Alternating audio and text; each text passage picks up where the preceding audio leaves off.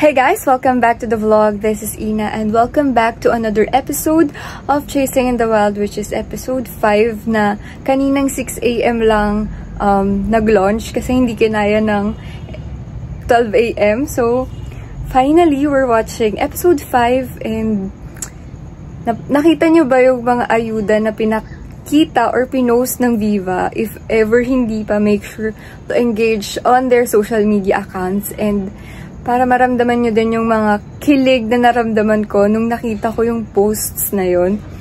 And ayoko na masyadong pahabain tong intro na to. Let's start in 3, 2, 1. Of course. Sabi, I don't want any mixed signals or confusing feelings, okay? So yes or no? Do you like me? Si Ate Jo. Gusto kita. Si Marlo. Bakit ang layo mo?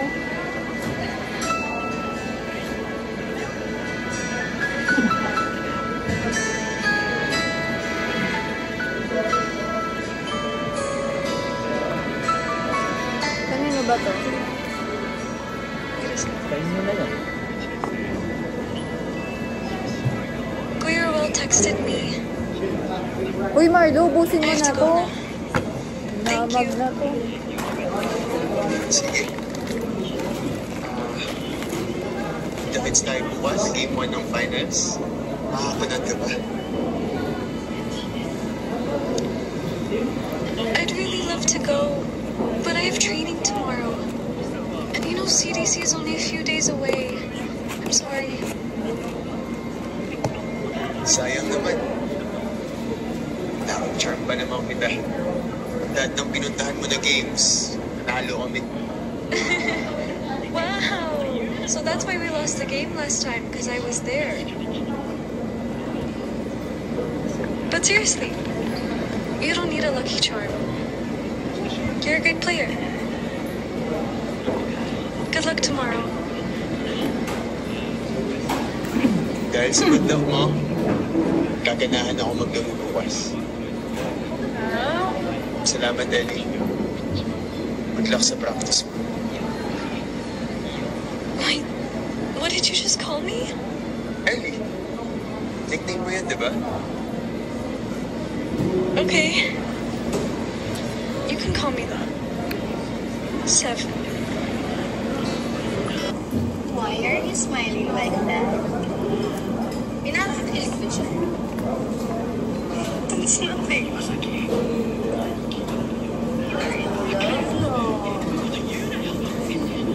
I swear to God, this girl is a mind reader.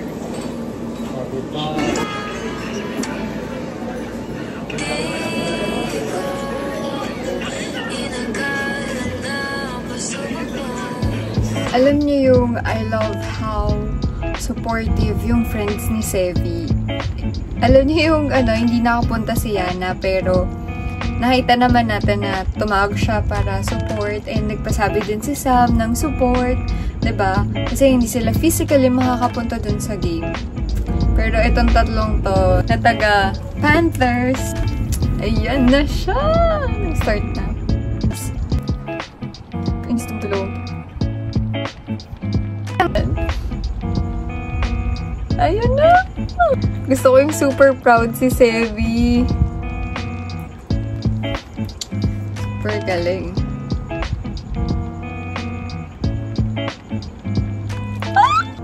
Okay.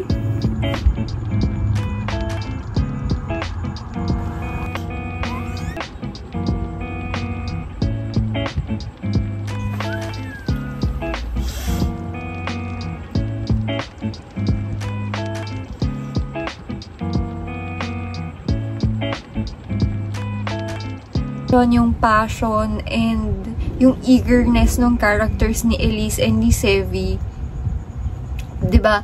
Para doon sa manalo sa game and for Elise na manalo sa cheerleading. So nakakatuwa na naipakita nila dito yung importance ng passion, determination and perseverance, 'di ba? Naipakita nila dito and for sure, makaka-relate yung mga students, hindi lang students, yung ibang mga tao, makaka-relate sila dito. Kasi,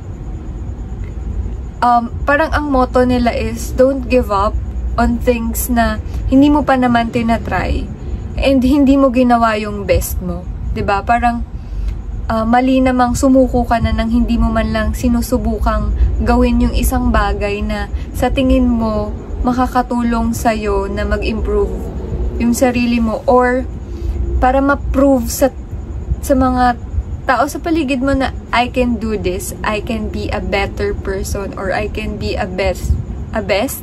I can be a better person. Ganon siya, and I'm so kilig din with how slowly but surely nag-grow yung relationship ni Sevy and ni Elise. Alam niyo yung mga pigil na kilig nilang dalawa na yung yun lang, and I'm so happy. Kaso yun nga lang, patapos na din tong episode. And ayun lang, naka 5 episodes na tayo and 12 na lang. So, ayun lang, and I hope to see you on my next vlog and see you next time. Bye!